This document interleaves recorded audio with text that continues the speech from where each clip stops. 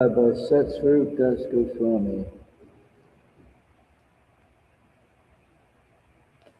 Сегодня читаем из книги «Нектар» Шрила Прабхупады, который был написан Сатвару Махараджа. This part is entitled His Self-Sacrifice to Give Krishna Consciousness to Others. И эта часть она называется «Самопожертвование, которое совершил, чтобы дать сознание Кришны другим». Srila Prabhupada always stressed that Krishna consciousness should be given to others. Шрила Прабхупада, он всегда ставил акцент на то, что сознание Кришны должно быть дано другим. And that one should sacrifice his own activities to do that. И то, что человек должен жертвовать собой, чтобы это сделать. Prabhupada spent his own energy lecturing on an elementary level again and again. Прабхупада тратил свою энергию, чтобы проповедовать на самом низком уровне, на самом основном уровне. But he was enthusiastic to do that. Но он был полон энтузиазма заниматься. He didn't just sit in one place and think of Krishna. Он не просто сидел в одном месте, думая о Боге, о Кришне. But he dedicated himself, always traveling, giving his everything. Но он посвятил свою жизнь постоянно путешествовать, постоянно давая это знание другим. Sometimes even his main work of writing И даже иногда его основная работа — это написание книг. was put aside in order to travel to India.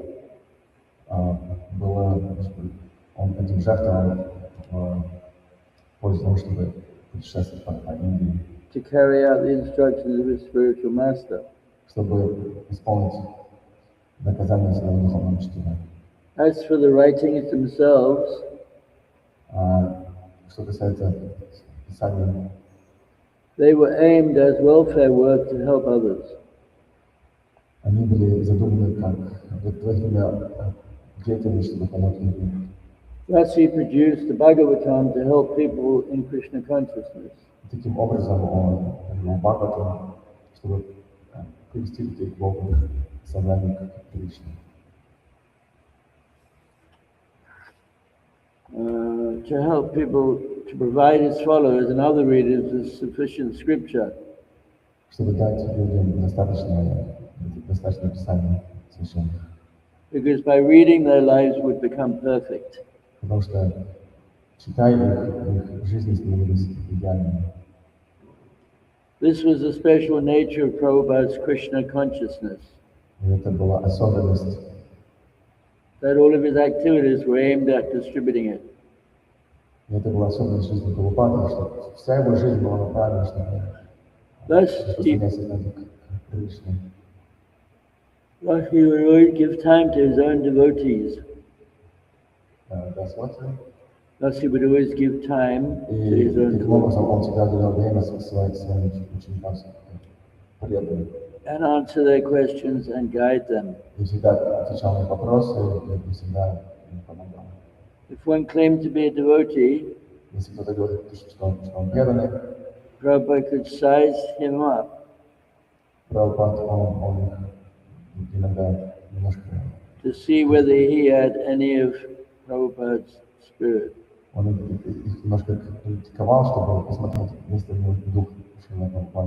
To give his life to Krishna consciousness. Since no one could measure up to Prabhupada's commitment,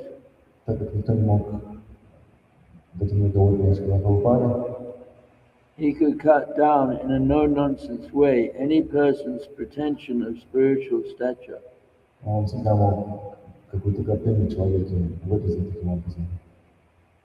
Yet although Prabhupada had the power to do this, he was always humble.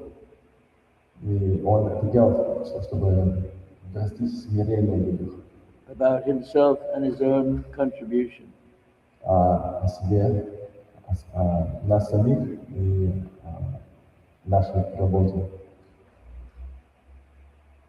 He said, for example, that he was fallen.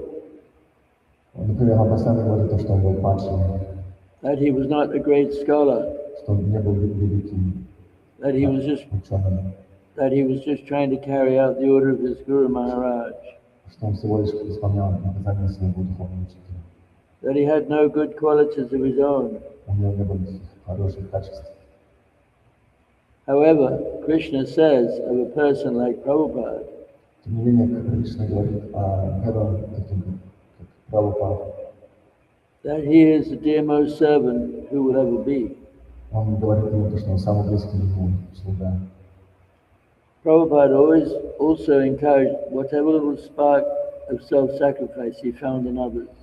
И Шрила Прабхупада, он также вдохновлял в людях любой какой-то огонек бхакти, который был, он всегда это вдохновлял.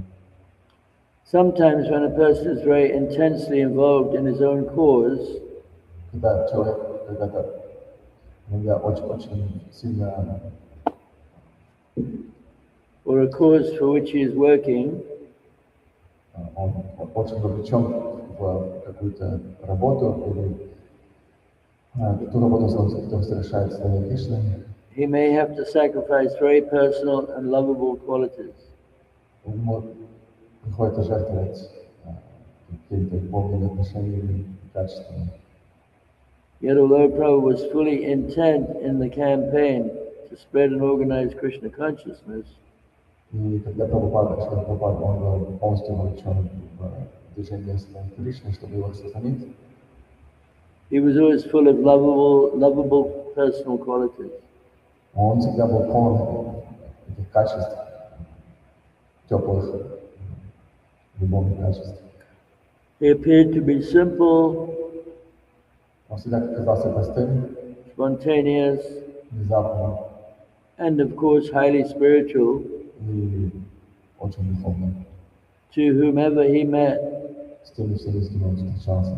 as he extended Krishna consciousness to them, Когда он распространялся на Кришну, им, according to their capacity to receive it. в соответствии с их возможностью получать. Section 35, Realizations. Глава 35. Реализация.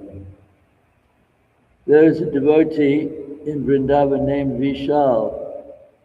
Когда-то был преданный, который жил в Вриндаване, его звали Вишал, Who is sometimes a source of comic relief. и он был всегда очень юморной, Because he has some humorous character traits. потому что это была его натура, очень юморной. One time I saw how Vishal became like a little boy in front of Srila Prabhupada and pleased him. He was acting like a boy. One time I saw Vishal become like a little boy И однажды Вишал, он стал буквально как маленький мальчик в присутствии Шрила Прабхупады, чтобы его in front of Srila Prabhupada в присутствии Шрила Прабхупады. and pleased him. И он таким образом удовлетворил его. On one particular day, Prabhupada was having darshan with a room full of Indians. И однажды Шрила Прабхупада получал даршан в комнате с полной индийских пленных. Vishal suddenly walked in along with his wife. И внезапно Вишал зашел со своей женой. Although Prabhupada was preaching, И хоть Прабхупада проповедовал, Vishal entered with such a commotion его присутствие, его поведение, оно создало такой шум. that Prabhupada's conversation came to a halt. Речь Шрила Прабхупады остановилась. Some of the people in the room looked at Vishal as a source of disturbance. Некоторые люди начали смотреть на Вишала как причину этого шума, этого безобразия. Vishal went ahead and paid his full obeisance to Prabhupada in a very loud voice. Но Вишал подошел к Прабхупаде, упал подновато. Nama Om Vishnu Brahaya Krishna Vishnu Shrimate Bhaktivedanta Swami Namane. И громким голосом он начал. As Vishal became the focus of the room's attention, И когда он поклонился и прочитал мантру его, над фокусом всей комнаты. I was thinking, boy, this guy is really something. Я начал думать, этот человек, он что-то такое особенное есть. He was carried, then Vishal sat up and walked right up to Prabhupada's table. И потом подошел прямо к столу Шрилы Прабхупады. He was carrying a little wicker basket covered with a cloth.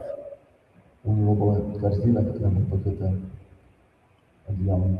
And he placed this in front of Prabhupada, pulled the cover off and said to Prabhupada, Он поставил эту корзину перед Прабхупадом, снял ткань с нее. my wife made some simply wonderfuls for a simply wonderful spiritual master. И сказал, что моя жена сделала просто волшебные шарики для просто волшебного духовного учителя. Vishal said it with a total big smile. И он сказал это с большой улыбкой. And Srila Prabhupada smiled back in a complete way. И Шрила Прабхупада, он ответил тоже с большой улыбкой. Then I began to think, Я начал думать, now that is the kind of thing I would like to do in front of Prabhupada one of these days.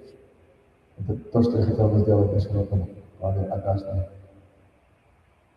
I would like to be able to be so unattached, so uninhibited, Я хотел бы быть таким привлеченным, непривязанным, just once to go in front of Prabhupada хотя бы однажды, чтобы прийти к Шриле Прабхупаде and be able to glorify him. и прославлять его.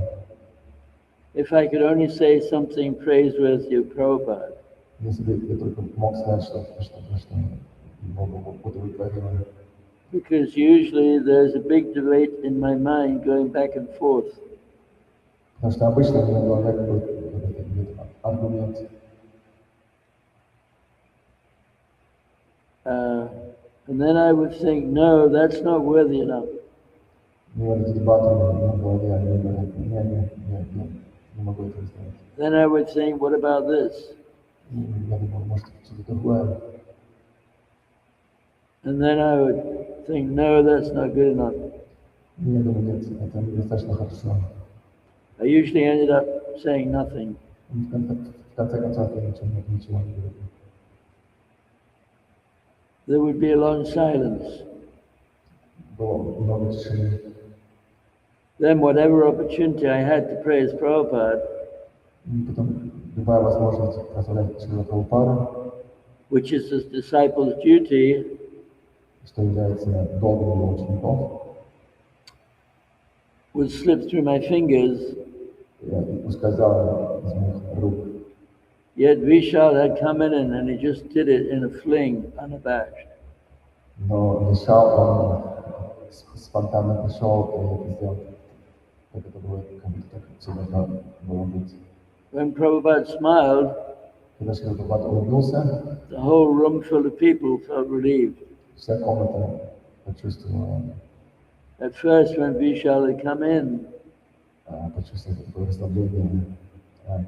Изначально, когда Вишал вошел, everything had become quiet and heavy because he had interrupted.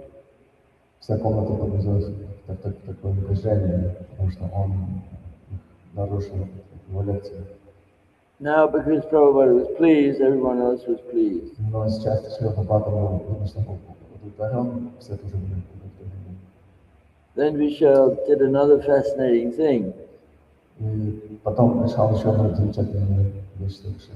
He turned around and faced the entire room, Он повернулся лицом ко всей комнате reached into the little shoulder bag he was wearing, и потянул руку в свой портфель and pulled out some Bhakti-Gauda magazines. и вытащил из журнала «Назад к Богу». He started preaching about Prabhupada И он начал проповедовать о Прабхупаде, and Prabhupada's books and Bhakti-Gauda. о его книгах, о его журнале «Назад к Богу». And he just went ahead and distributed them to all the people in the room. И он распространился этот журнал всем тем, кто был в этой комнате. The thing was done so nicely that he had the whole room completely charmed and friendly. И он сделал таким шагом, что вся комната покорилась перед ним. Prabhupada just sat back and you could see Prabhupada was pleased with him. И Срила Прабхупада, он просто расслабился в кресле и был сильно удовлетворенный. Vishal went on glorifying Prabhupada's books and told how professors in the West had reviewed the books. И Вишал продолжил прославлять книги и турнал его Срила Прабхупада. Many of the Indians in the room didn't even speak enough English to follow what he was saying. И большинство индусов в комнате даже не понимали, что он говорил. But because of his mood, everyone became relaxed. Но из-за его настроения Вишал все расслабились. Then to end the whole thing, Vishal did something else that really blew my mind. И в конце он еще что-то такое сделал, что просто взорвало мои мозги. I'm wondering if we need a translator, to be honest, because Prabhu over there, he speaks English almost as good as you do. Prabhuji?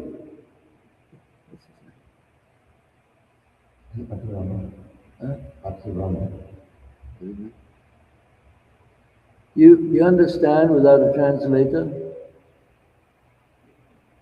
Huh? Yeah? I don't think we need a translator because Ajay Govind is not here. Huh? I didn't know too much. Yeah, that's right. Do we need one? Okay, then to end the whole thing, Vishal did something else that really blew my mind. He turned to Srila Prabhupada and said, Srila Prabhupada, my beloved spiritual master, I've read all of your books except for one. I haven't read the Madhya Leela Volume 3. That's the Chaitanya Charitamrita third at Madhya Leela Volume 3. At that time, the Madhya Leela had just come out, and the only person in Vrindavan with a copy was Prabhupada, because the copy had just been sent to him from the West. After a silent pause, Vishal said, Srila Prabhupada, may I borrow your copy? He asked Prabhupada if he could borrow his copy. The devotees in the room were stunned at this boldness, but Prabhupada simply called Navayuga Yogendra forward and said, give him the Madhya Leela Volume 3. Vishal, very pleased, took the book and exited after a wonderful exchange with Prabhupada. Actually, Vishal used to live here, did you know? Huh? Yeah, he passed away. But he lived here for some time. He would go out to Coconut Grove and distribute books. Huh? He did yeah. A devotee took me to this another section here now. A devotee took me to see Srila Prabhupada. It was in Los Angeles in 1968, and I went into the room.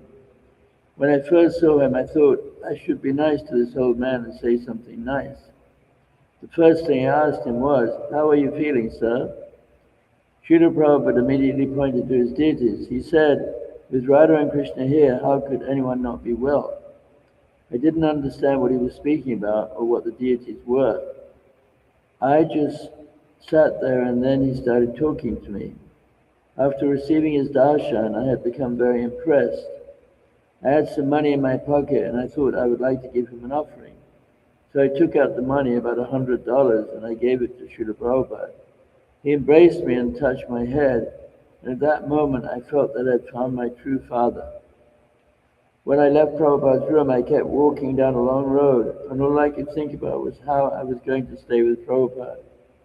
I had no conception at all of what Krishna consciousness was or devotional service, but Prabhupada was such a wonderful person that by visiting him for an hour, my heart was totally captivated. That's Dinanath Das Adhikari. When I first met Prabhupada and I was 8 years old, the first time he said something to me personally was on a morning walk on Venice Beach. I ran up to Prabhupada and said, Prabhupada, I found these shells. What should I do with them? Srila Prabhupada looked at me. He put his cane in the sand and he said, put them down and wash your hands. It was just a little instruction, but I felt so happy that Prabhupada told me to put down the shells and wash my hands. I immediately ran back to the water, put the shells down and washed my hands. Then I came back and followed Prabhupada. It wasn't so much the thing that Prabhupada did, it was Prabhupada himself that made them wonderful. Just to be next to him was not only an honor, but it was a pleasure. You wanted to be near him, to hold his feet, to hear from him. You wanted to see him, just like you would crowd around Prabhupada. And then there would be bodyguards to clear a way for him. The wonderful thing was the way he did everything. Raghunath Das. One time in Hyderabad, Srila Prabhupada revealed the essence of our relationship with him. We were walking east about a mile from the main road as the sun rose in our faces. Suddenly a car came forward, driven by some young ruffians. I was next to Srila Prabhupada on the right side, and Mahamsa was walking on his left side, like bodyguards. The car didn't slow down, but kept approaching us. I became so angry that I ran out in front of Prabhupada, right in front of the car, and I put my hands up and yelled, "Stop!" My mood was as if to say, "You better run over me first if you come any closer." I was shaking all over because the car almost did run me over. It was driven by two Indian teenagers. They stopped just in front of me. Prabhupada then came up beside me. He looked happy and he was smiling. He said, "Very good, Murti. You laid down your life for me." Then he walked around the car and kept walking down the road. I took it that this was a sign of our relationship. Prabhupada's opinion of me and other disciples like me, who were not his intimate sannyasi disciples, was like the relationship of a general to his soldiers. He always related to us in a military mood, very strict and cordial. We never felt that we could be on familiar terms with Srila Prabhupada in terms of conversation or in activities, as did some of the other devotees like Guru Das and others that we knew. For some reason, many in our generation of devotees related to Prabhupada in that way, that he was the master, the great general. We were the privates. He lived that relationship, and so did we. That's by Murti Das. Murti Das was one of the architects that helped build the first temples in India.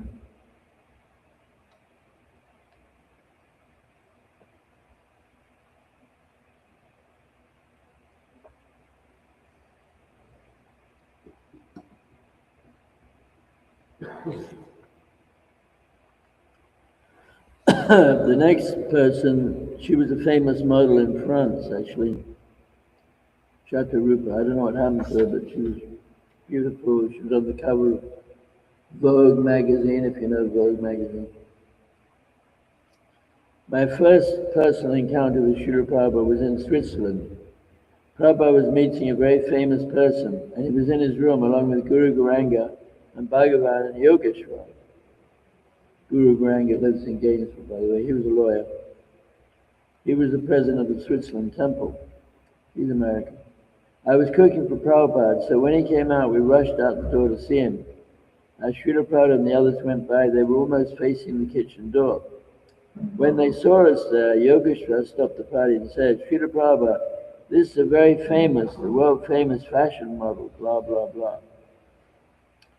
As he went on talking, it was so embarrassing for me to have to listen. I wanted to tell Srila Prabhupada, "It's not true, I'm a devotee now, don't listen to him." I was looking at Prabhupada like I was saying, "Help." Prabhupada looked at me straight in the eyes, and then Yogeshwar stopped. Then Yogeshwar rephrased the whole thing again. I felt like it was sinking into the ground. I had the feeling that I had disappeared from the surface of the globe. When I came back to my consciousness, Prabhupada was still there looking at me. Yogeshwar was finishing off his little speech. Prabhupada then gave me a beautiful smile, like a little 5-year-old, a mischievous, brilliant smile. It was just unbelievable, like the whole sun is in your room. He looked at me with a glint in his eyes and said, "Chant Hare Krishna." I said, "Yes, Prabhupada." And I fell flat on the ground. Prabhupada continued walking. When he told me to chant Hare Krishna then, I felt that this was the instruction I'd been waiting for all my life. I was very satisfied and I knew for sure that Krishna consciousness was for me. He confirmed the importance of chanting Hare Krishna, but it was also for me specifically. I became convinced that this was my way to please Srila Prabhupada, Shata Rupa Devidasi. This one.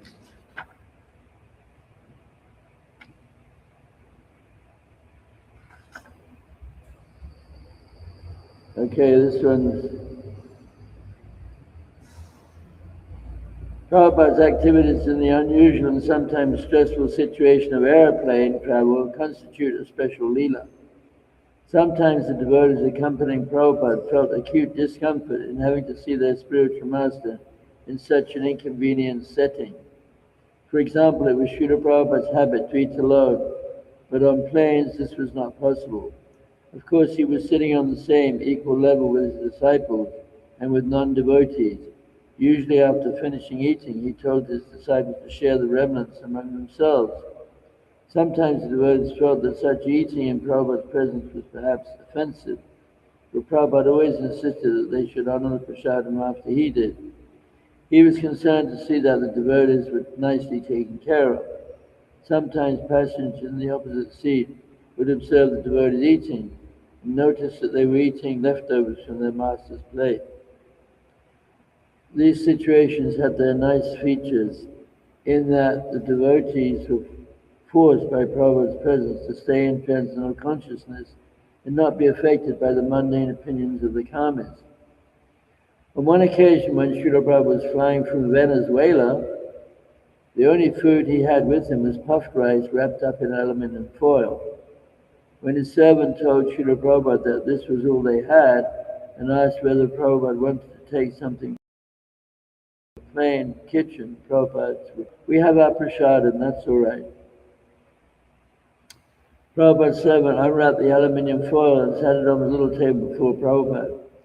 Srila Prabhupada ate about half of the puffed rice and then handed it over to his two disciples beside him. Just as the devotees were about to share the remnants, a stewardess walked down the aisle, looked at the scene with Prabhupada and stuck her hand into the puffed rice, but took a handful and ate it. "This is very good," she said innocently. What is it?" Prabhupada's servant replied, "It is puffed rice." Prabhupada looked up at the stewardess and was smiling at her. She smiled back at Prabhupada, saying, "This is very good." "I'm glad you like it," said Prabhupada's servant. "Are you having anything else to eat?" the stewardess asked. "Well, we are vegetarians," said Shruti Kirti, "unless there is some fruit or something we won't take." "Oh, I'll go up to first class and get you a basket of fruit," she said. The stewardess was back in a few minutes with a basket of fruit, along with knives and glasses. She asked if there was anything further she could get. "Prabhu, would you like some milk?" asked Shruti Kirti. "Yes," Prabhupada said. "Hot milk." Usually it's not an easy thing to get a cup of hot milk from the airplane crew. But on this occasion the stewardess was very willing. She went forward and soon returned with hot milk. Everything had happened spontaneously, starting from the moment the stewardess took a bit of prasadam from Prabhupada's plate. Devotees in the temple used to run and dive to get Prabhupada's Mahaprasadam, but this stewardess had just spontaneously grabbed a handful and eaten it, and then she had become inspired to render service to Srila Prabhupada. "That was really something," remarked Shruti Kirti after the stewardess had left. "It's natural," said Prabhupada. "Women have a motherly tendency to be like this." On another flight coming from Japan to Hawaii, Srila Prabhupada wanted to have another exchange with the stewardess. Srila Prabhupada was reading in a magazine about women's liberation. With this in mind, he turned to the devotee sitting beside him and said, "Call the stewardess over. Tell her that if she wants to be liberated, she should shave her head like us. Then she will be liberated." The devotee with Prabhupada couldn't believe that he really meant it. "Go ahead," insisted Prabhupada. "Call her over and cut a joke. Tell her to shave her head." Prabhupada seemed quite serious about his request and repeated it, but the devotee with him refused to do it. Anyway, my voice is running out of steam. I'm going to Sorry, I stop. have a question. That service should become a devotee later, the one that served Srila Prabhupada? The one that what? The one that served him, that she got some The conference? stewardess? Yes. Did she become a devotee? Yeah. I think there was some, yeah. I'm not sure it was, I've heard that there was one service. I think Indrajana Maharaj met her when he was in Brazil. I think maybe the same lady. Srila Prabhupada ki jai. Where did you hear that? I think I've heard that too.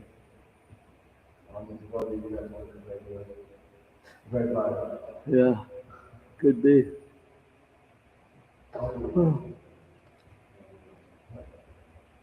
Hare Krishna. Hare Krishna. Krishna Krishna. Hare Rama. Rama Rama.